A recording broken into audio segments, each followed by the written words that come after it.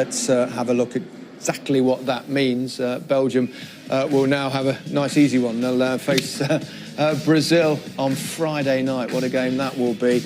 And so many terrific games in this World Cup. We need to take a breath. It'll breather. What an astonishing second half, wasn't it? Just had everything. But let's have a look at the winning goal first and foremost. It came, didn't it, after that free kick from Honda. They broke away at the other end and then... Well, it sort of summed the game up, didn't it? Japan still trying to win the game, still trying to attack and committing men forward. But how quick were Belgium on that attack there? And Chadli, substitute, affected the game, driving in at the far post. Lovely dummy from Lukaku. What I would say is Kevin De Bruyne had a very ineffective game by his standards today. And when it mattered most, he had the opportunity to break in the last minute of the game.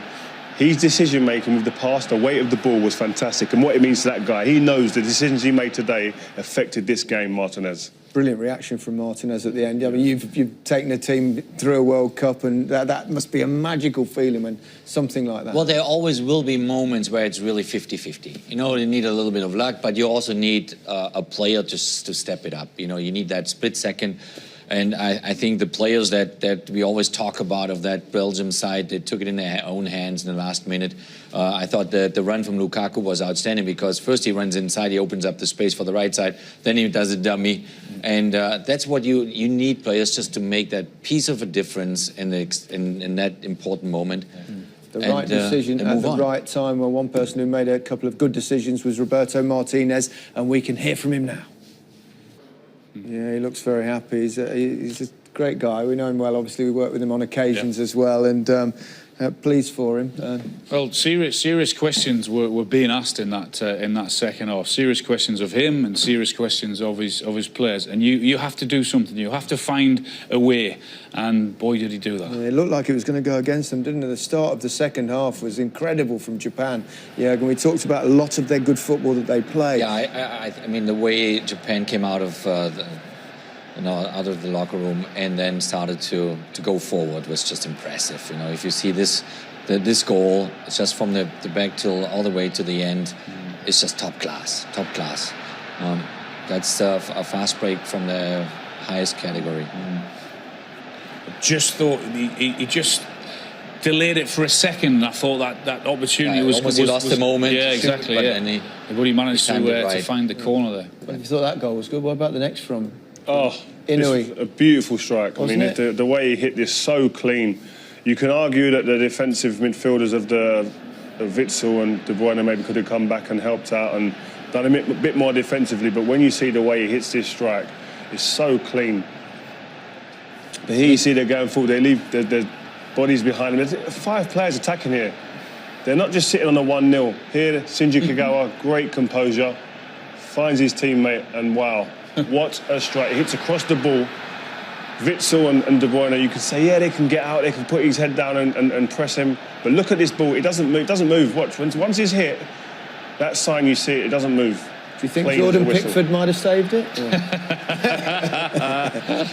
Something what Courtois said, eh? Yeah, he said little comments he made. They can come back to haunt you sometimes, but he got away with it, obviously, in the end. And then it was a question whether Belgium could get that goal to get themselves back into the game. And it was a tad fortuitous, wasn't it? A tad.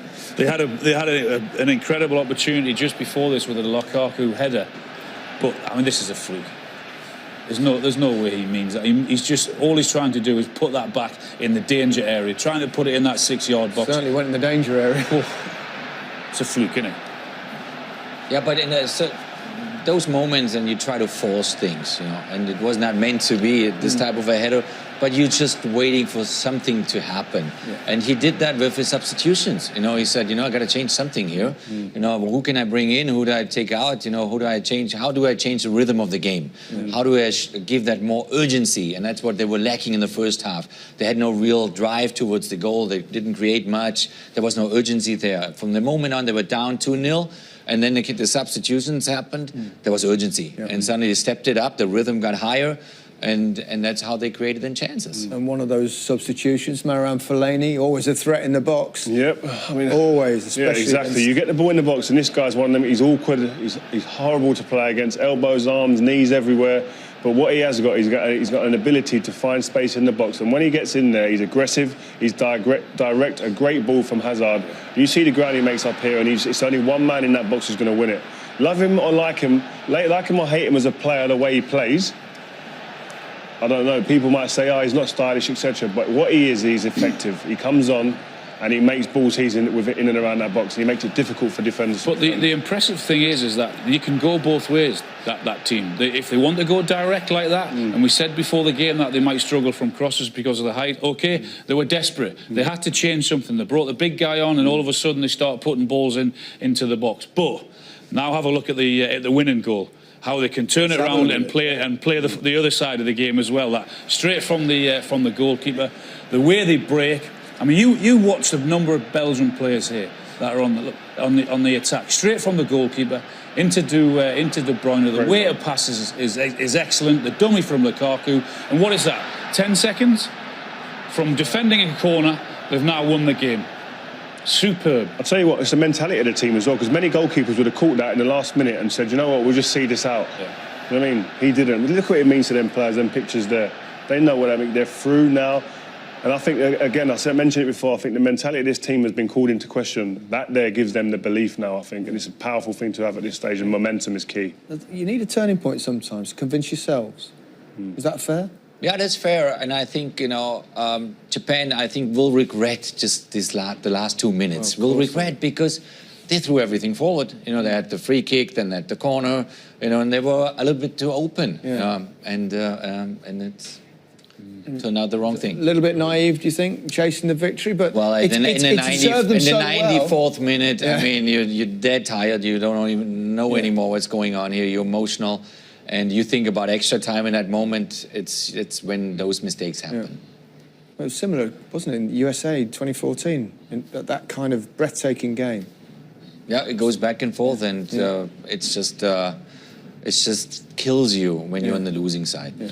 We were talking about them, weren't we, about playing that game against Poland, the way they were willing to just keep the ball, and Poland weren't willing to attack them, and that's how they got through that. But on the other side tonight, you just saw a belief, you saw a willingness, you saw incredible effort, and everyone knew the system and what they were, and they just went for it.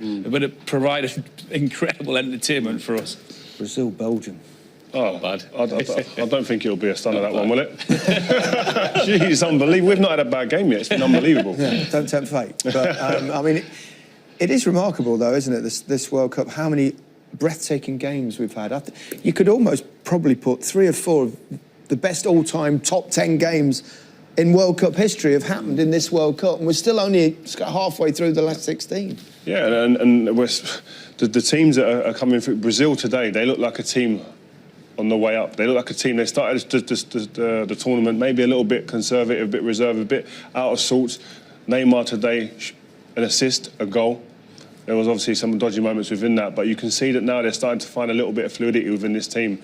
Now they're going to face a very, very good Belgian team. FIFA have got exactly what they've wanted in this World Cup. They've wanted to take it to different countries. They wanted to take it, opening up for new players. It's been magnificent. It's had everything. Goals, entertainment, decisions. It's been super. Do you think we're seeing a slight shift as well in the closing of the kind of abilities between teams, in the sense that the smaller countries are performing better, and so therefore the gap is closer between the Japans of this world and the Brazils of this world?